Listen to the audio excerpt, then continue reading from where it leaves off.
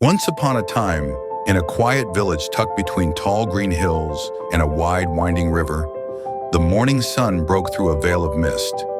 The world was still, except for the gentle flow of the river that carried something unusual. A small wooden boat drifted slowly along the current. Inside it, swaddled in an old blanket, was a baby, silent, wide-eyed, and alone. The villagers had long believed the river held secrets. They whispered tales of souls that floated to destiny through its waters. On this day, an old man named Iqbal, a humble fisherman who had lost everything in life, his wife, his children, even his hope, stood by the riverbank with his net. He had been contemplating ending his journey. But then he saw the boat. He ran into the water without thinking, pulling it toward the shore. The moment he looked into the child's eyes, something changed in him. Those eyes weren't afraid. They were curious, calm, as if they had seen more than a newborn ever could. He took the child in his arms and whispered, "From this day, you're not alone. You're mine." Iqbal named him Ayan. Ayan grew up under the care of Iqbal, never knowing where he came from or why he had been abandoned. Iqbal never told him, not wanting the boy to carry the weight of questions without answers. But the villagers never forgot.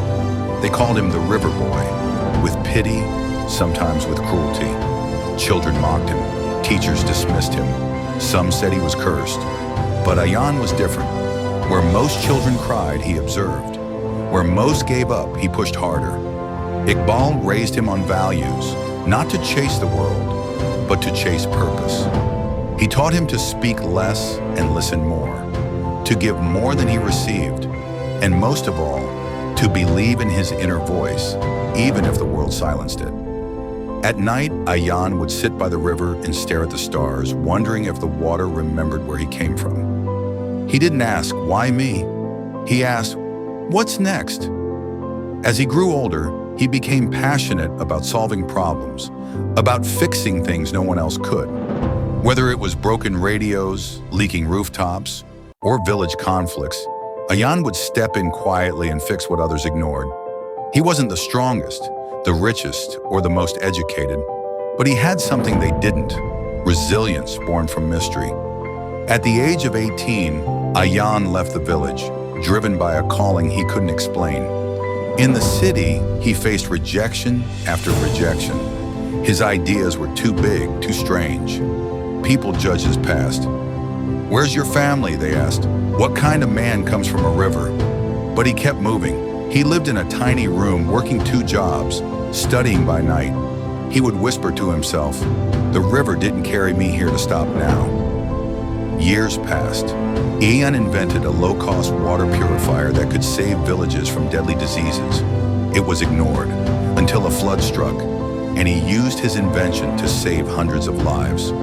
That moment changed everything. News spread, governments called. International organizations funded his mission. The boy who was once mocked became a hero, not because he was lucky, but because he believed in the silent voice that said, "You are more than where you come from." One day he returned to the river, older now, wiser, standing where Iqbal once stood. Iqbal had passed away years before, but his voice remained with Ayan. As he looked out across the water, he saw another small boat. Not with a child, but with a lost man, drinking away his pain. Ayan walked to him, held out his hand, and said the words that once saved him. "You're not alone. Come with me." Because greatness is not in bloodlines. It's not in last names. It's not in the applause of crowds.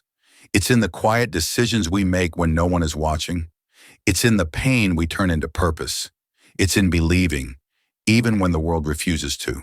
You might be born into the river, forgotten by the world, mocked by your past, but your future is yours. Believe in yourself. No one else needs to, as long as you do.